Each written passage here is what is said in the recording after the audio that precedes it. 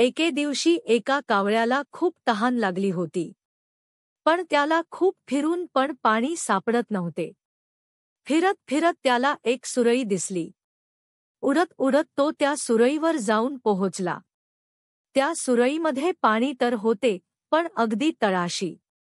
त्या निमुळत्या तोंडाच्या सुरईमध्ये जाऊन पाणी पिणे कावळ्याला शक्य नव्हते. आधीच तहानलेला तो आणखीच निराश झाला. पण त्याला आजूबाजूला दगड पाहून एक शक्कल सुचली. त्याने त्याच्या चोचीत छोटे मोठे दगड आणून सुरईमध्ये टाकायला सुरुवात केली.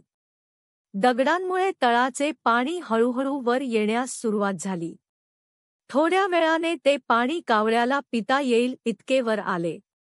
इतक्या मेहनतीनंतर शेवटी कावळ्याने आनंदाने आपली तहान भागवली. या गोष्टीचा बोध शक्तीपेक्षा युक्ती श्रेष्ठ.